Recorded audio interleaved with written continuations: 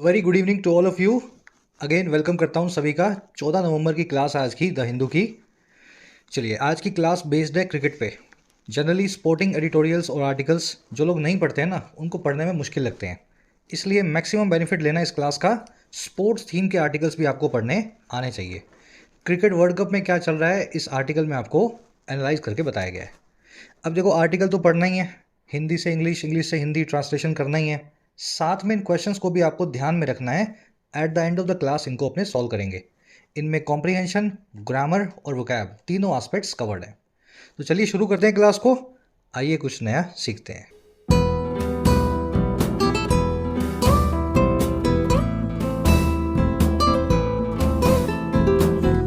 Class को एक like और एक शेयर ज़रूर से दें अगर ये क्लासेस आपके लिए बेनिफिशियल होती हैं। और जो बच्चे क्लासेस में नए हैं, ज़रूर से चैनल को सब्सक्राइब करें। 6:30 बजे के आसपास शाम को ये क्लास आपको मिलती है। कह रहा है नॉक आउट ब्लोज। देखिए, नॉकआउट अगर आपने बॉक्सिंग देखी है या की है या सीखी है तो आपको पता होगा नॉकआउट पंच क्या होता है। नॉक मतलब किसी को मारना, आउट मतलब बाहर। आपको ऐसा मुक्का पड़े, पंच पड़े या ऐसा मूव रेसलिंग का आपके ऊपर किया जाए, स्ट्राइक किया जाए कि आप रिंग के बाहर गिर जाएं या आपके होश उड़ जाएं। आपने देखा होगा ना कभी कभी बॉक्सिंग में क्या होता है, इस तरह का एक पंच लगता है कि दूसरा जो फाइटर है वो गिर जाता है, अपना होश खो देता है। तो इसको बोलते हैं नॉक आउट। किसी आदमी को डिसाइसिव वे में हराना, ऐसा पंच मारना कि वो गेम से बाहर हो जाए। कह रहे जी, वैसे ही नॉक आउट ब्लोज आजकल क्रिकेट में चल रहे हैं। क्रिकेट वर्ल्ड कप का सेमीफाइनल चल रहा है और सेमीफाइनल में यही होता है कि अगर आप मैच हारे तो आप क्रिकेट के टूर्नामेंट से बाहर हो जाएंगे। इसलिए सेमीफाइनल्स को क्रिकेट में नॉकआउट स्टेज भी बोला जाता है। कनेक्ट कर पा रहे हो सब चीज़ें? कह रहा है जी, सेमीफाइनल चल रहे हैं वर्ल्ड कप के, नॉकआउट ब्लोज चल रहे हैं। तो जो टीम नॉकआउट में हारेगी यानी सेमीफाइनल हारेगी, एक मैच हारते ही वर्ल्ड कप से बाहर हो जाएगी। India has so far played its part as the favourite in cricket world cup. कह रहा है इंडिया जो है उसने अभी तक प्ले किया है, इंडिया ने अभी तक निभाया है इस पार्ट को, इस भूमिका को। प्ले अ पार्ट का मतलब होता है भूमिका को निभाना, किसी रोल को अदा करना। और कौन सी भूमिका थी ये, कौन सा रोल था? ये रोल था फेवरेट का। और किस में? क्रिकेट वर्ल्ड कप में, अभी इस टूर्नामेंट में। तो इंडिया में टूर्नामेंट हो रहा है, हम ही सबके फेवरेट थे, टीम भी अच्छी थी, मजबूत थी। तो ऐसा कह सकते हैं कि इंडिया ने जो फेवरेट की भूमिका है उसको बड़े अच्छे से अभी तक इस वर्ल्ड कप में अदा किया है। इंडिया आपका सब्जेक्ट है, हैज़ प्लेड इसकी वर्ब है, परफेक्ट टेंस लगा हुआ है। सो फार का मतलब होता है अभी तक। सो फार और येट दो ऐसे एडवर्ब्स हैं जो कि परफेक्ट टेंस को ट्रिगर करती हैं, हैज़ प्लस में वर्ब की थर्ड फॉर्म को। चलो, कॉन्सेप्ट बड़ा ही सिंपल सा है कलेक्टिव नाउन्स का। कलेक्टिव नाउन क्या होते हैं? कलेक्शन को डिनोट करने वाले नाउन्स होते हैं। जैसे टीम, टीम में कुछ लोग होंगे तभी टीम बनेगी। फैमिली में कुछ लोग होंगे तभी फैमिली बनेगी। क्राउड भी वही होता है, भीड़ यानी काफ़ी लोगों का क्राउड, काफ़ी लोगों से मिलकर बनने वाली भीड़। कपल में दो लोग होंगे, मियाँ बीवी। बैंड में भी कई सारे म्यूजिशियंस होंगे। जूरी कमेटी का भी यही हाल है। कमेटी जूरी मतलब कई लोगों की कमेटी, कई लोगों की जूरी। तो कलेक्टिव नाउन्स तो आप समझ गए। ऐसे सभी नाउन्स जो कलेक्शन को बताएं कलेक्टिव नाउन्स कहलाते हैं। और इनकी लिस्ट मैंने आपके सामने डाल दी है। इसके अलावा भी बहुत सारे कलेक्टिव नाउन्स होते हैं, स्टाफ है, बंच है ना। अब इनकी खासियत ये है, अगर कलेक्टिव नाउन्स किसी एक्शन को एक कलेक्शन की तरह करें तब तो वो सिंगुलर वर्ब लेंगे और सिंगुलर प्रोनाउन लेंगे, ये नाउन्स सिंगुलर बन जाएंगे। लेकिन जब ये कलेक्टिव नाउन्स एक इंडिविजुअल मेंबर्स है ना, जैसे टीम के अंदर 5 मेंबर्स हैं, पांचों कुछ काम कर रहे हैं अलग अलग, तो जब ये इंडिविजुअल मेंबर्स इनमें कुछ काम करते हैं तब आपको प्लूरल वर्ब और प्लूरल प्रोनाउन देना है। तो कॉन्सेप्ट तो आपने समझ लिया। अब ये आप कैसे आइडेंटिफाई करेंगे कि ये कलेक्शन की तरह काम कर रहे हैं या इंडिविजुअल की तरह, ये इन क्वेश्चन से समझते हैं। अ लार्ज ऑडियंस वॉज या were in attendance at the concert last night. The audience has या have varying opinion about the film. First sentence में एक बहुत बड़ी ऑडियंस जो थी दर्शकों की, वो अटेंडेंस में थी, वो हाजिर थी कॉन्सर्ट में या म्यूजिकल फेस्टिवल में लास्ट नाइट, पिछली रात। देखो मुझे ये बताओ, ऑडियंस जब कॉन्सर्ट में थी तो वो एक कलेक्शन की तरह कॉन्सर्ट में आई थी या इंडिविजुअल थे? मान लीजिए ऑडियंस में 5,000 लोग थे, तो क्या ऐसा हो सकता है कि सर 5,000 लोगों की ऑडियंस में से 4,000 तो बैठे थे कॉन्सर्ट में और 1,000 नहीं बैठे थे? 1,000 तो आइसक्रीम खाने आए थे वहाँ। देखो जी, ऑडियंस वही है जो कॉन्सर्ट देखने आई है, जो वहाँ पे मौजूद है। जब 5,000 लोग ऑडियंस के वहाँ बैठे हैं तो एक कलेक्शन की तरह बैठे हैं, आधे लोग कुछ और काम नहीं कर रहे वहाँ पे, सभी लोग जो हैं कॉन्सर्ट को ही देखने आए हैं, इसीलिए वो ऑडियंस है। समझ पाए ना, टिकट लिए उन्होंने। तो जब यहाँ कलेक्शन की बात हो रही है, सब लोग एक ही काम को कर रहे हैं, एक साथ कर रहे हैं, एक ही वक्त पे कर रहे हैं, बड़ा सिंपल सा फॉर्मूला है, आप इनको सिंगुलर वर्ब देंगे, यहाँ पे यूज करेंगे वॉज का। Audience was in attendance, large audience was in attendance at the concert last night. समझ में आ गया इतना? चलो अब इसका जो अपना दूसरा फॉर्म है वो भी देख लो। ऑडियंस की अलग अलग ओपिनियंस थी फिल्म को लेकर के। भाई फिल्म देखी, बाहर ऑडियंस निकली, आपने पहले से पूछा, उसने बोला बढ़िया थी, दूसरे से पूछा, उसने बोला घटिया थी, तीसरे ने बोला बोले ऐसे ही थी, है ना, ना अच्छी थी ना घटिया थी, टाइम पास थी। वेरिंग ओपिनियन थी। यहाँ पे ऑडियंस के इंडिविजुअल मेंबर्स जो है ना, इंडिविजुअल मेंबर्स इंडिविजुअल्स की तरह एक्शन को कर रहे हैं वेरिंग ओपिनियन को देने का। क्या पूरी ऑडियंस की वेरिंग ओपिनियन हो सकती है क्या? ऑडियंस जो है पूरी की पूरी इकट्ठी हो जाए, एक कलेक्शन बन जाए, क्या वो अलग अलग ओपिनियन दे पाएगा? कलेक्शन की तो सिंगुलर ओपिनियन होगी। तो इसलिए यहाँ पे इंडिकेशन आपको ये मिला, ये कलेक्टिव नाउन ऑडियंस यहाँ पे प्लूरल वर्ब लेगा। तो हैव वेरिंग ओपिनियन। इतना समझ में आ गया तो ये कॉन्सेप्ट हो गया क्लियर। और अगर समझ में आया हो तो कमेंट्स में लिखना सर ये वाला कॉन्सेप्ट समझ गए। ठीक है, कुछ डाउट हो तो भी बताना, फिर अगली बार लेंगे तो इसको डाउट वाला पोर्शन भी ले लेंगे। डालो कमेंट्स में, बताना कितना आपको समझ में आया। एक दो क्वेश्चंस और करवाता हूँ और अच्छी अंडरस्टैंडिंग डेवलप होगी। The committee is scheduled to meet tomorrow to discuss the new proposal. Committee scheduled है, कमिटी का शेड्यूल बन चुका है, क्या करने का? कल मिलने का, ताकि नए प्रपोजल को डिस्कस कर सके। अब मुझे बताओ, कमिटी में मान लो 5 लोग हैं, जनरली ऑड ही होते हैं कमिटी में लोग, 3, 5, 7, 9, 11। मान लीजिए 5 लोग हैं, तो क्या ऐसा हो सकता है कि 5 में से 4 तो मिले और एक ना मिले? बिल्कुल हो सकता है। भाई एक छुट्टी पे था, नहीं आया, लेकिन बैठेगी तो पूरी कमेटी एक साथ ना। ऐसा हो सकता है एक आदमी यहां बैठ गया, एक आदमी दूसरे कमरे में बैठ गया, तीसरा यहां बैठ गया, और कमेटी बैठ जाएगी इससे? नहीं बैठ पाएगी ना। मैं कहना ये चाह रहा हूं कि कमेटी की पहचान तभी होगी जब सब लोग साथ बैठे होंगे। मैं ये नहीं कह रहा 5 के 5 ही बैठेंगे, 4 भी बैठ सकते हैं, 3 भी बैठ सकते हैं, लेकिन स्केड्यूल जो है पूरी कमेटी के मिलने का बना हुआ है, सभी मेंबर्स एक साथ सामने आएंगे, बैठेंगे। यहां पे कमेटी एक कलेक्शन की तरह काम करेगी। यहां पे मैं लगाऊंगा इज स्केड्यूल्ड। अगला देखो, द कमेटी इज या आर डिवाइडेड इन इट्स या देयर ओपिनियंस। कमेटी जो है डिवाइडेड है अपनी ओपिनियंस में। क्या कमेटी पूरी एक साथ मिल करके डिवाइडेड हो सकती है? भाई ये कमेटी है और ये पूरी की पूरी डिवाइडेड हो गई। भाई साहब कमेटी के मेंबर डिवाइडेड होंगे, सबकी अलग अलग ओपिनियन होंगी, तभी डिवीजन आएगा। फूट तभी पड़ेगी जब हर मेंबर की अपनी अपनी अलग अलग ओपिनियन होगी। तो कमेटी कभी एक साथ होकर डिवाइडेड हो ही नहीं सकती, कमिटेड तो एक साथ होकर यूनानिमस होगी। तो यहाँ पे अलग अलग मेंबर्स की बात की जा रही है, इंडिविजुअल एक्शन हो रहा है, तो इज की जगह पे यहाँ लगाएंगे आर डिवाइडेड। ठीक है, और प्रोनाउन भी जो लगेगा वो आर के हिसाब से, यानी प्लूरल लगेगा। इन इट्स ओपिनियन ना लिख के लिखेंगे देयर ओपिनियंस। बस इतना ही कॉन्सेप्ट है ये। चलो समझ में आया या कोई डाउट डालना कमेंट्स में, नेक्स्ट क्लास में उनको एड्रेस करेंगे। ये लास्ट सेंटेंस जो है आपको दे रहे हैं एज होमवर्क। फैमिली इज या are gathering from different parts of the country for the reunion. Family जो है अलग अलग हिस्सों से आ रही है देश के, रीयूनियन के लिए, फिर से मेल मिलाप के लिए। तो बताओ यहाँ पे इज लगाएं या आर लगाएं? फैमिली इकट्ठी होकर आएगी या अलग अलग मेंबर्स आएंगे? कमेंट्स में डालना। चलिए नेक्स्ट बढ़े आगे। अब आगे क्या है जी, सारी अपने वोकैब देख लेते हैं आर्टिकल की। 5-6 वर्ड्स हैं। जिन बच्चों ने ऐप को डाउनलोड नहीं किया है, जरूर से YT ऐप को डाउनलोड करें। सारा paid content in terms of paid courses आपको ऐप पे मिलता है। कहने भर को पेड है, लेकिन बहुत ही अफोर्डेबल प्राइसेस रखते हैं क्वालिटी कंटेंट के लिए। बेसिक से एडवांस्ड इंग्लिश राइटिंग कोर्स 499 में आप किसी भी एग्जाम की तैयारी कर सकते हैं। 60 से 70 घंटों में इंग्लिश में लिखना सीख सकते हैं, है ना। कोर्स अवेलेबल है ऐप पे।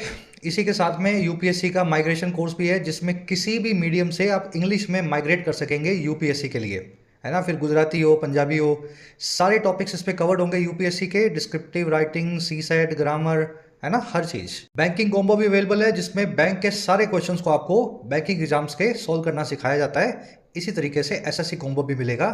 1 साल का कोर्स है, सारे एसएससी के हर वैरायटी के क्वेश्चन को आप यहाँ सोल्व करना सीखेंगे। ऐप का लिंक कमेंट सेक्शन में है, ये नंबर है व्हाट्सएप का, आप टीम से व्हाट्सएप करके बात कर सकते हैं। चलिए वो कैब शीट है अपनी आज की। 5-6 वर्ड्स हैं। शुरू करेंगे ब्रश असाइड से। देखिए ब्रश असाइड या ब्रश ऑफ एक ही बात है। भाई कोई चीज़ आपके सामने थी, आपके सामने रखी गई है, पर आपको पसंद नहीं आई, तो आप क्या कर रहे हो? उसको हाथ से घसीट के साइड पे रख रहे हो। बस यही होता है ब्रश असाइड।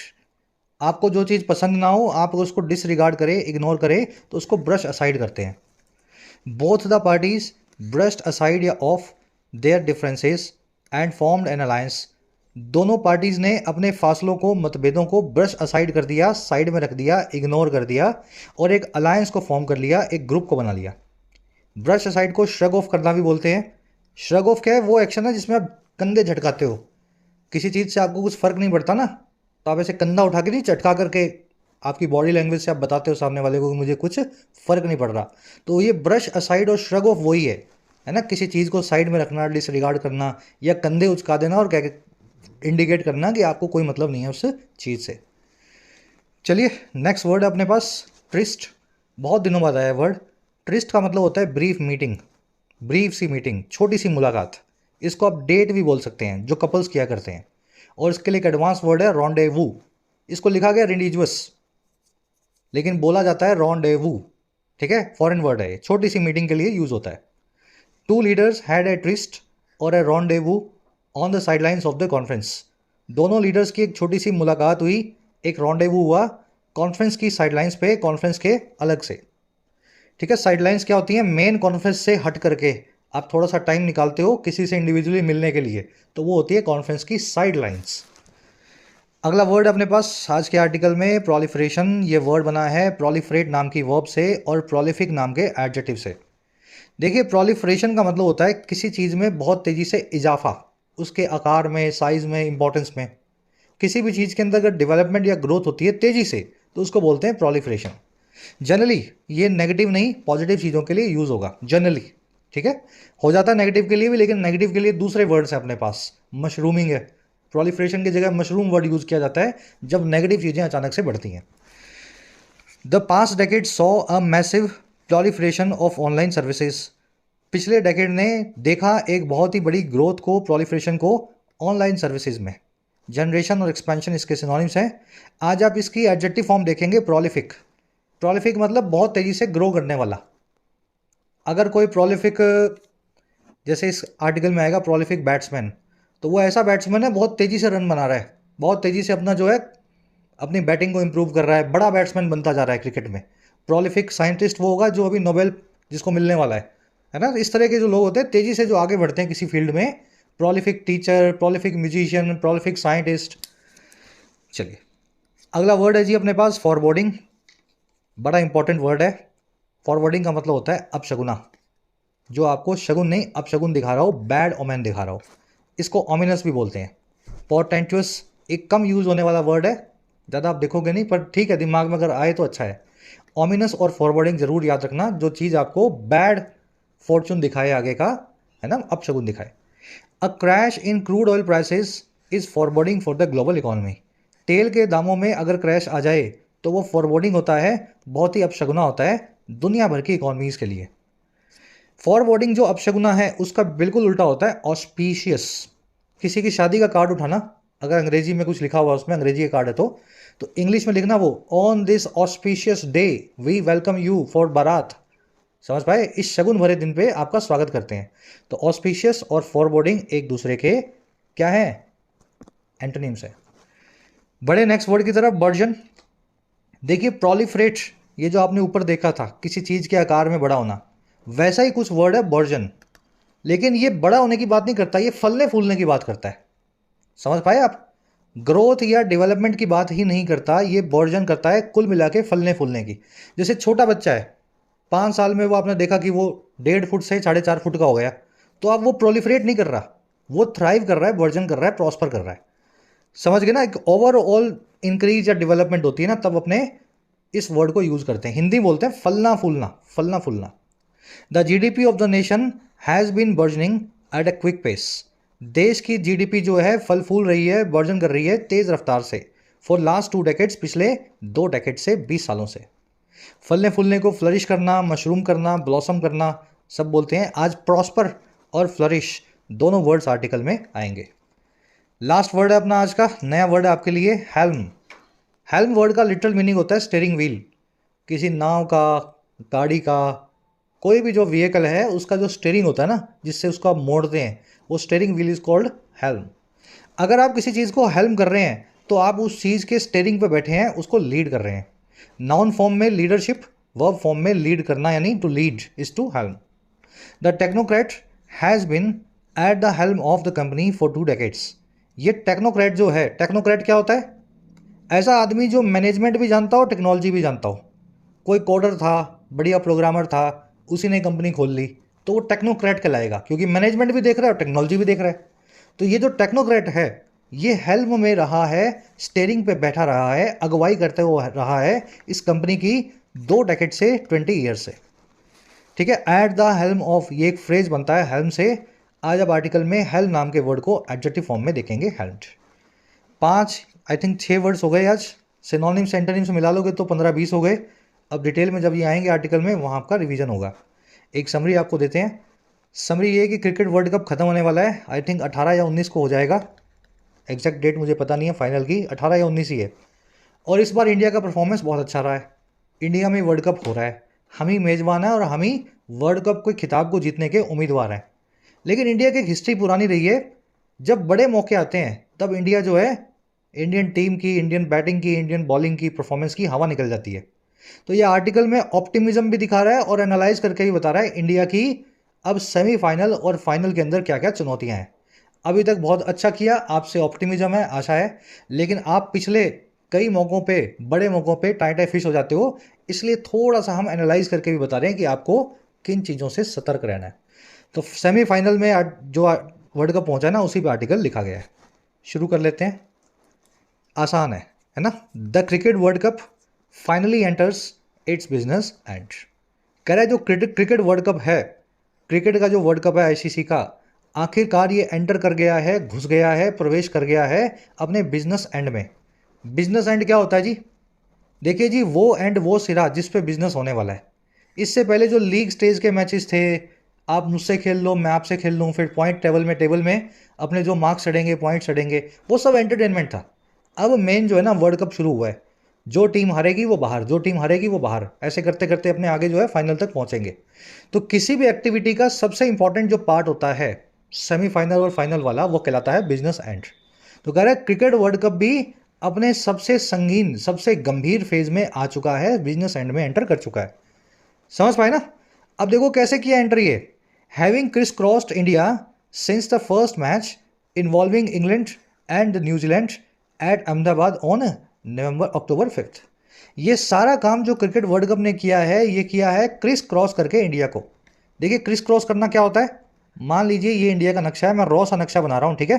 तो एक मैच यहाँ हुआ, फिर दूसरा यहाँ, तीसरा यहाँ, चौथा यहाँ, पांचवा यहाँ, ऐसे ऐसे ऐसे ऐसे ऐसे ऐसे।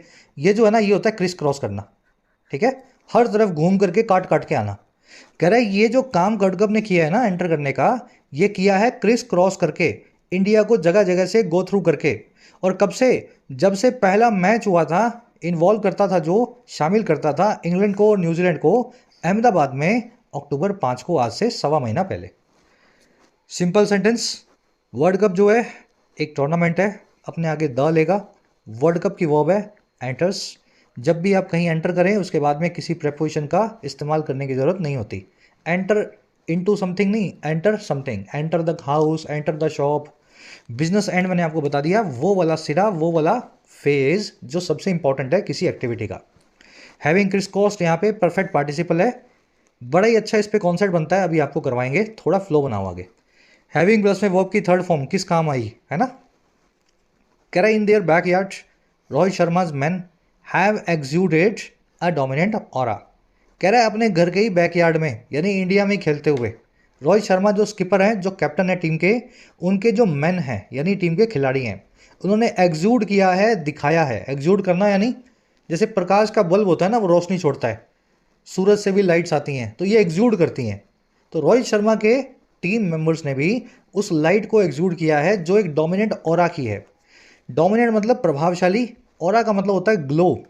जो ऑरा वर्ड पता कहाँ से निकला है? वो अपने आप देखना, विष्णु जी, शंकर जी के सर के पीछे एक जो है ना, वो रहता था एक गोल गोल सा, जिसमें से कुछ प्रकाश निकलता था, वो एक ऑरा होती थी उनकी, है ना। ऑरा वर्ड वहीं से निकाला गया है। तो कह रहे हैं हमने भी बहुत अच्छी ऑरा को दिखाया है हमारी टीम ने। और ये कैसे दिखाया है? ये दिखाया है ब्रश असाइड करते हुए, डिसरिगार्ड करते हुए, रिजेक्ट करते हुए ऑपोजिशन की यूनिट्स को, प्रतिद्वंदी टीमों को। अब कौन कौन सी टीम्स हैं? Be it the fancied ones or the emerging outfits. कह रहे हैं चाहे बात हो बी इट का मतलब तो आप जानते ही हैं, चाहे बात हो फैंसी टीम्स की, ऐसी टीम जिनको सब फैंसी करते हैं एज विनर्स, ऑस्ट्रेलिया की, न्यूजीलैंड की, और या फिर बात हो इमर्जिंग आउटफिट्स की, ऐसी आउटफिट्स या टीम्स की जो इमर्ज कर रहे हैं, जो अभी अभी क्रिकेट खेलना शुरू कर रहे हैं, जैसे कि अब जो है अफगानिस्तान। समझ गए? तो हमने सबको बड़े अच्छे से धो धो करके ब्रश असाइड करते हुए अपनी डोमिनेंट एरा को अभी तक दिखाया है। रोहित शर्मा के जो मेन है, इनकी वो है हैव एग्जूडेड। ओरा का मतलब होता है तेज, है ना, ग्लोरी जो आपसे निकलती है, आपके प्रकाश जो आपकी पर्सनैलिटी से निकलता है। ब्रश असाइड करना, श्रग ऑफ करना, ब्रश ऑफ करना, किसी चीज़ को दरकिनार करना, साइड करना, रिजेक्ट कर देना। आउटफिट का मतलब होता है टीम। आउटफिट वर्ड के दो मीनिंग है। एक तो जो आपने परिधान पहना है, जो अटायर है आपका, shirt pant frock top jeans जो भी पहनते हैं वो आपका आउटफिट है। ठीक है? Formal outfit, casual outfit, party wear जो भी आप पहन रहे हैं वो भी आउटफिट है, और किसी टीम या ऑर्गेनाइजेशन को भी आउटफिट बोला जाता है। ये एक ही वर्ड अंग्रेजी में कपड़ों के लिए भी यूज होता है और टीम्स के लिए भी यूज होता है। बढ़ेंगे आगे। कह 9 wins on the trout is a remarkable achievement. 9 wins जो हैं एक के बाद एक, ऑन द ट्रॉट मतलब होता है लगातार, वन आफ्टर नदर। कह रहे जो 9 जीते हैं भारत की, वो रिमार्केबल अचीवमेंट है, अपने आप में बड़ी कामयाबी है। और क्या कह रहे? कह रहे the men in blue have batted with elan and bowled with zest. जो मैन इन ब्लू हैं, अब मैन इन ब्लू कौन है जी? मैन इन ब्लू बोला जाता है इंडियन टीम को, क्योंकि हमारी जो जर्सी है ना वो जनरली आप ब्लू देखेंगे, चेंज होने के बाद भी ब्लू कलर में रहती है, कभी लाइट ब्लू, कभी ग्रीनिश ब्लू, कभी नेवी ब्लू। कह रहा है हम जो मैन इन ब्लू हैं यानी इंडियंस हैं, इंडियन टीम जो है, उन्होंने बैट किया है, अभी तक बैटिंग किया है इलैन के साथ। अब ये इलैन क्या है? इलॉन मस्क का जो नाम है वो इलैन से ही बना हुआ है, पता है आपको? इलैन को ही इलॉन बना दिया उन्होंने। अब उनके नाम का ओरिजिन देखना, वो खुद भी बताते हैं। इलैन का मतलब होता है स्टाइल, फ्लेयर, आपके अंदर का, समझ गए ना? स्टाइल बोलते हैं, पेनाश बोलते हैं इसको। एक और बढ़िया वर्ड है इसके लिए, लिख देता हूँ। तो हमने बहुत अच्छे ही स्टाइल के साथ में बैट किया है अभी तक, और बॉलिंग कर रहे हैं हम बड़े जस्ट के साथ में, बड़े इंथुजियाज्म और एनर्जी के साथ में। जस्ट क्या होता है? आपके अंदर का जोश। अब कैसे किया है? सेमी कॉलम लगा के बता रहा है। They rode smooth in all their contest to top the league phase with 18 points. Indian जो टीम के क्रिकेटर्स हैं या टीम जो है, उन्होंने राइड किया है स्मूथली। राइड स्मूथली करना यानी बहुत आसानी से आगे बढ़ना। राइड की सेकंड फॉर्म है रोड। तो बहुत आसानी से उन्होंने राइड किया इस टूर्नामेंट को अपने सभी कॉन्टेस्ट में, ताकि वो टॉप कर सके, टॉप पे आ सकें लीग फेज के अंदर 18 पॉइंट्स के साथ में टेबल के ऊपर। तो सबसे आगे हम टॉप के अंदर हैं, 18 पॉइंट्स, बड़े अच्छे से सारे मैच जीतते हुए। चलिए सिंपल सेंटेंसेज है, मेरे ख्याल से कुछ बताने वाला और समझाने वाला अलग से नहीं मिलेगा। मैन इन ब्लू की वर्ब है दो, पहली है हैव बैटेड और दूसरी है have bowled. They have batted with elan and bowled with zest. Elan और इलॉन मस्क जोड़ करके रख लेना, स्टाइलिश आदमी है इलॉन मस्क, और इलैन वर्ड का मतलब भी होता है स्टाइल। एक और अच्छा वर्ड है इसके लिए, लिख देता हूँ मैं यहाँ, आएगा किसी आर्टिकल में, वहाँ पे आपको याद रहेगा, पेनाश। ठीक है, पेनाश। चलो दे की वर्ब है रोड, राइड स्मूथ करना यानी बहुत ही अच्छे से स्मूथली आगे बढ़ना। कह रहा है having one the world cup in 1983 and 2011 India is eyeing A third twist with glory. Having plus में वर्ब की थर्ड फॉर्म यानी किसी काम को करने के बाद, जीतने के बाद वर्ल्ड कप को 83 और 11 में आज इंडिया जो है आई कर रहा है। आई करना यानी किसी चीज़ पे नज़र गड़ाना, जैसे बाज की नज़र होती है ना अपने शिकार पे, वैसे ही बाज वाली नज़रें इंडिया गड़ा के बैठा है, आई कर रहा है एक तीसरी डेट को, ट्विस्ट को, मुलाकात को, रॉन्डेवू को, और किसके साथ? ग्लोरी के साथ में, जीत के साथ में, प्रतिष्ठा के साथ में। तो 2 बार तो जीत चुके हैं, अब हमारी मंशा ये है कि तीसरी बार 2023 में भी जीत करके दिखाएं। इंडिया की वर्ब है इज आइंग। आई करना मैंने आपको बता दिया, बाज की नज़रें गड़ाना, ट्विस्ट यानी छोटी सी मुलाकात। अब ये हैविंग V3 वाला कॉन्सेप्ट जो है, फटाफट इसको भी देख लेते हैं। यहाँ भी आ गया और यहाँ भी आ गया। देखिए हैविंग प्लस में V3 कहलाता है परफेक्ट पार्टिसिपल, और ये इंडिकेट करता है एक फिनिश्ड एक्शन को। लेकिन ये एक्टिव और पैसिव दोनों ही तरीके से हो सकता है। अगर ये एक्टिव में हो तो हैविंग V3 लेगा, अगर ये पैसिव में हो तो बीच में बिन लगा के हैविंग बिन V3 लेगा। अब देखो ये जो आपने टेक्निकल सीखा ना, इसको अपने प्रैक्टिकली समझाता हूँ मैं आपको क्या बताना चाह रहा हूँ। Having win the tournament the team went on a holiday. Having win का मतलब होगा जीतने के बाद। जीतने के बाद टूर्नामेंट को फिर क्या किया टीम ने भाई, टीम जो है हॉलीडे पे चली गई। समझ पाए? ये हैविंग विन जो है परफेक्ट पार्टिसिपल फ्रेज, ये मॉडिफाई कर रहा है सेंटेंस के सब्जेक्ट को, टीम को। टीम ने टूर्नामेंट को जीता और हॉलीडे पे निकल गई। समस्या क्या है? समस्या ये है कि हैविंग V3 लगाना है तो विन की जगह पे V3 को यूज करना पड़ेगा हैविंग वन। तो एक तो इस तरह के क्वेश्चंस आपको एग्जाम में मिलेंगे प्रीलिम्स लेवल के, है ना, बहुत इजी क्वेश्चंस। हैविंग के साथ में V3 नहीं लगाया, V2 लगा दिया। कभी कम केम कम होता तो हैविंग केम लिख दिया, तो केम का आपको कम केम कम, हैविंग केम की जगह आपको हैविंग कम जो है लिखना पड़ेगा। फिर देखो दूसरे टाइप के क्वेश्चन क्या बनेंगे। Having injured during the match the player was provided with medical assistance. Injured होने के बाद में मैच के अंदर प्लेयर को प्रोवाइड किया गया मेडिकल असिस्टेंस। प्लेयर को मेडिकल जो है सर्विसेज दी गई, डॉक्टर आया, उसने उसको चेक किया। सेंटेंस देखने में सही है, प्लेयर पहले इंजर हुआ फिर उसको मेडिकल असिस्टेंस मिली। लेकिन ध्यान ये देना है, प्लेयर ने इंजर किसी को किया नहीं है, वो खुद इंजर हुआ है। देखो यहाँ पे टीम जो है वो जीती है, टीम ने जीतने का काम किया है, लेकिन यहाँ पे प्लेयर खुद इंजर हुआ है, प्लेयर ने किसी को इंजर नहीं किया है, यानी प्लेयर के ऊपर काम हुआ है। तो आपको यहाँ पे पैसिव में परफेक्ट लगाना पड़ेगा, हैविंग इंजर्ड से काम नहीं चलेगा। आप यहाँ लिखें हैविंग बिन इंजर्ड। तो ये दूसरी टाइप की एरर है जो बच्चों को समझने में थोड़ी दिक्कत आती है, पर आप तो समझ गए ना, बहुत आसान है। बस आपको फॉर्मूला समझा है, इसका स्क्रीनशॉट ले लो और इसको अप्लाई करो बार बार। कुछ बच्चों के दिमाग में क्वेश्चन आता है, सर पास्ट पार्टिसिपल और परफेक्ट पार्टिसिपल में क्या फ़र्क है? देखो जी, परफेक्ट पार्टिसिपल अगर पैसिव में लगे तो वो पास्ट पार्टिसिपल के जैसा ही होता है मीनिंग के अंदर। मैं इसको ऐसा भी लिख सकता था, injured during the match the player was provided with the medical assistance. इसका मतलब है इंजर्ड जो प्लेयर था उसको दिया गया मेडिकल असिस्टेंस, और इसका मतलब है इंजर होने के बाद में प्लेयर को दिया गया मेडिकल असिस्टेंस। तो परफेक्ट पार्टिसिपल पैसिव में, एक्टिव में नहीं पैसिव में, इक्वल होता है पास्ट पार्टिसिपल के। जो बच्चे ग्रामर समझते हैं अच्छे से, इन दोनों के बीच का डिफरेंस आपको यहाँ से समझ में आ जाएगा, एक ही बात है। चलिए ये लास्ट वाला सेंटेंस आज छोड़ देते हैं, और ज़्यादा इसको एडवांस में लेके नहीं जाऊँगा, फिर किसी क्लास में ले जाऊँगा। ये जो सेंटेंस है आप सभी लोग इसको खुद से ट्राई दें। Having cheated online the women registered a complaint with the local police.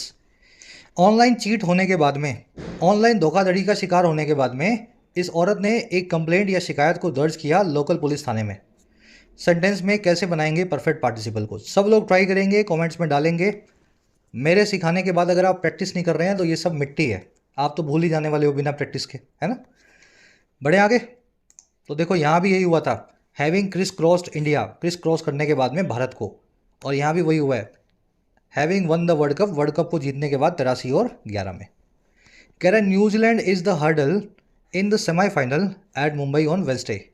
New Zealand जो है वो हर्डल है, वो रास्ते का रोड़ा है सेमीफाइनल स्टेज में, नॉकआउट स्टेज में, मुंबई में इसी बुधवार को। During the 2019 edition in England India wilted against New Zealand in the semifinal. कह रहा है हमारी हिस्ट्री भी है पुरानी, पिछले बार जो वर्ल्ड कप हुआ 19 के अंदर, कोरोना से एक साल पहले इंग्लैंड में जो हुआ था, इंडिया ने घुटने टेक दिए थे, विल्ट कर दिया था। विल्ट करना मतलब किसी चीज़ के सामने आपकी हवा निकल जाए, एकदम आप फुस हो जाओ, जैसे वो झंडा होता है ना बिना हवा के कैसे लटक जाता है, तो इंडिया भी लटक गई थी, फुस हो गई थी, विल्ट कर गई थी, ड्रूप कर गई थी न्यूजीलैंड के सामने सेमीफाइनल में।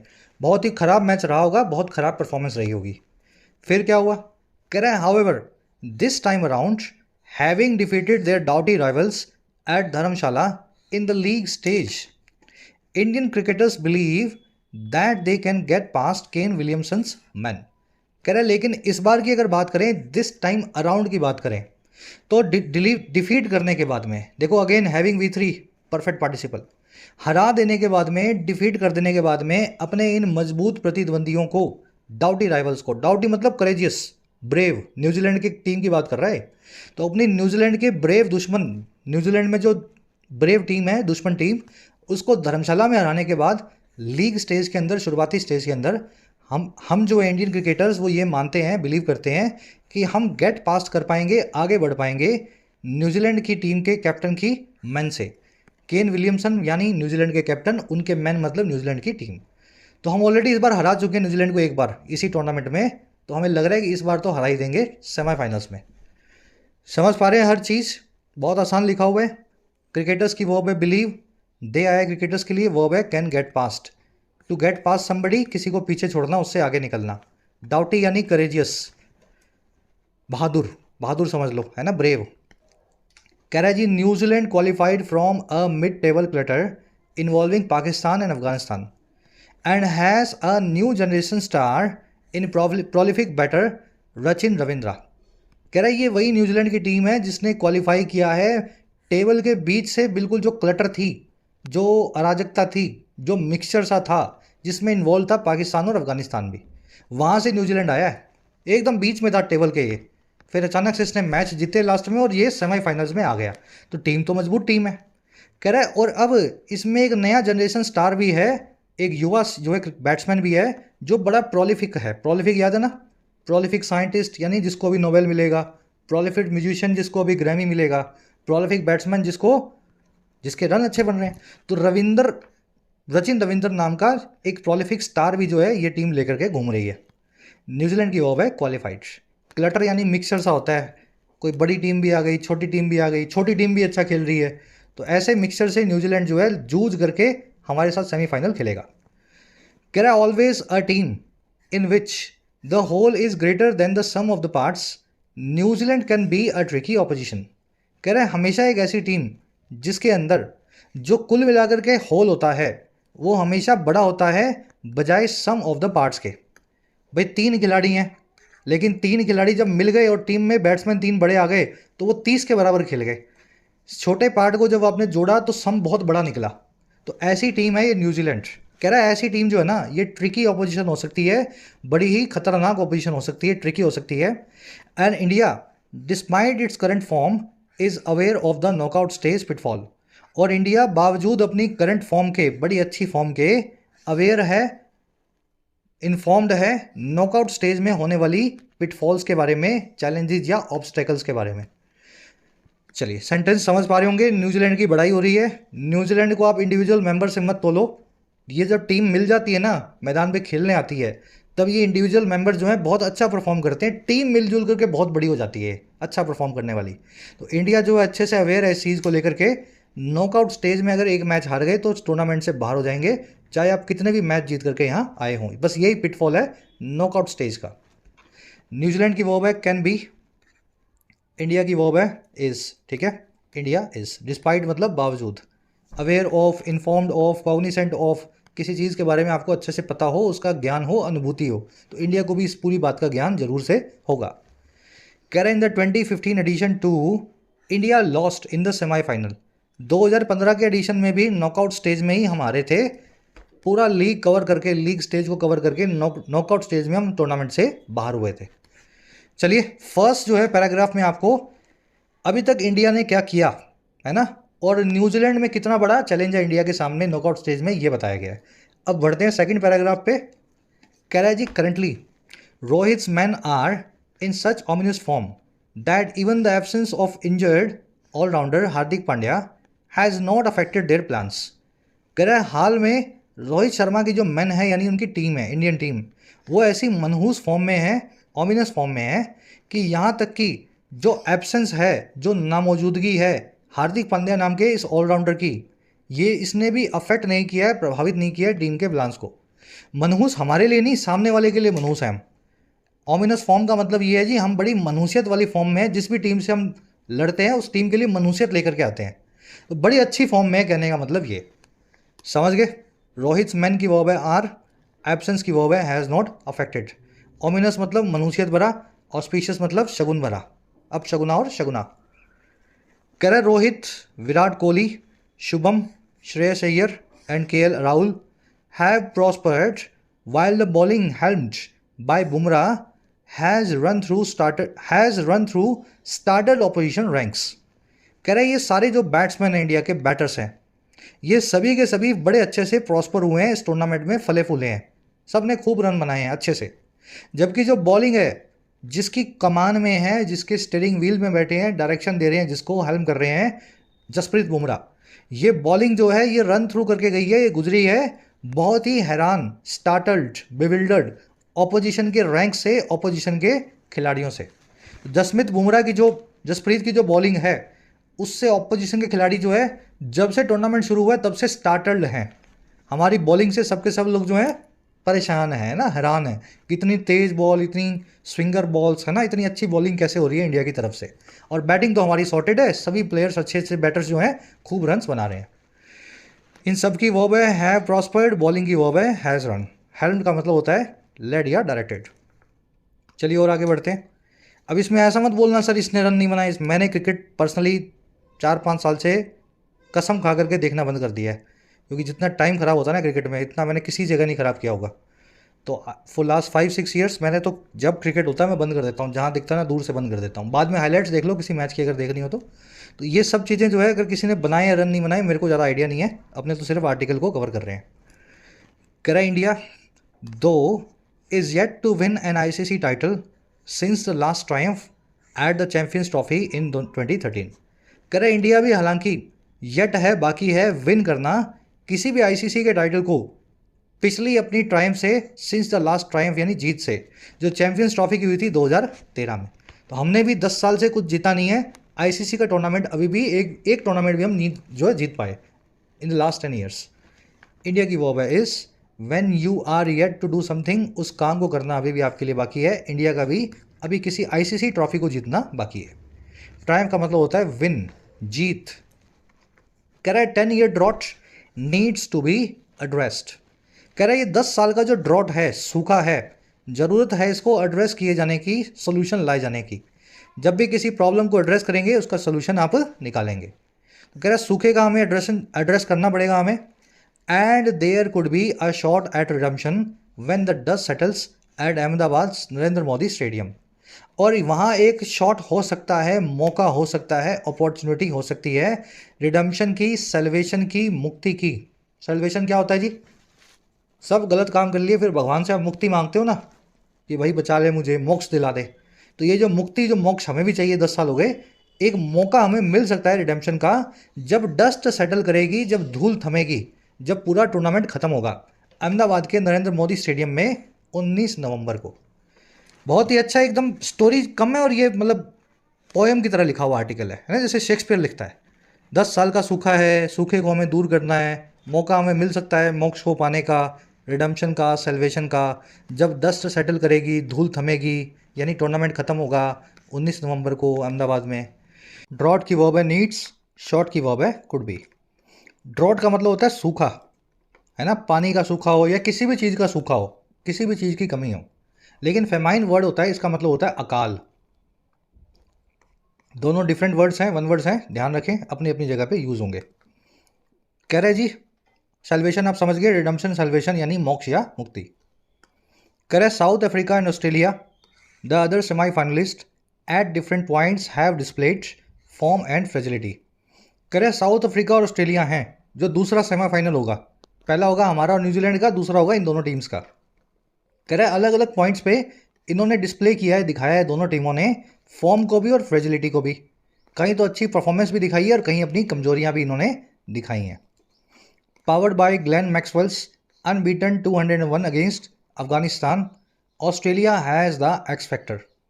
करे जो पावर्ड बाय है, जिसको पावर मिली हुई है, ताकत मिली हुई है ग्लेन मैक्सवेल नाम के इस खिलाड़ी की, जिसने 201 नाबाद बनाए, अनबीटन 201 बनाए अफगानिस्तान के खिलाफ इसी टूर्नामेंट में।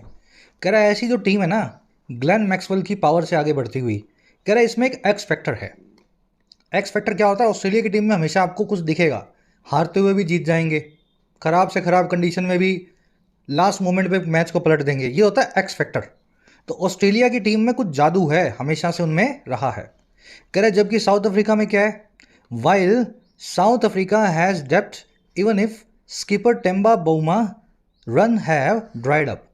कह रहे साउथ अफ्रीका की टीम में गहराई है, डेप्थ है, टैलेंट कूट कूट के भरा हुआ है। कह रहे यहाँ तक कि अगर इनका जो स्कीपर है, जो इनका कप्तान है टेम्बा बउमा, इसके रन जो हैं, इसके स्कोर जो हैं वो ड्राई अप हो चुके हैं, सूख चुके हैं, बना तो रहा नहीं है कुछ। तो चाहे इसका स्कीपर कुछ रन ना बना रहा हो, फिर भी साउथ अफ्रीका में टैलेंट जो है बहुत कूट कूट के भरा है, जिसमें डेप्थ रहती है। ऑस्ट्रेलिया की वर्ब है हैज़, अफ्रीका की वर्ब है हैज़ डेप्थ।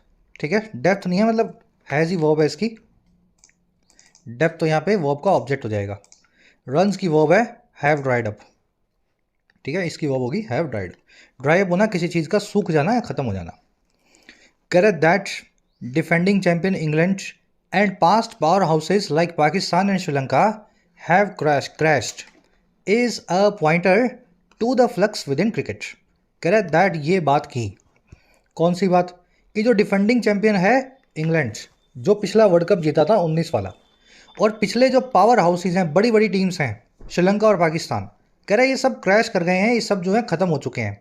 कह रहा है ये बात जो है ना, ये एक पॉइंटर है, एक निशान है। पॉइंटर किस चीज़ का है? उस फ्लक्स का, उस बदलाव का जो क्रिकेट में आ रहा है।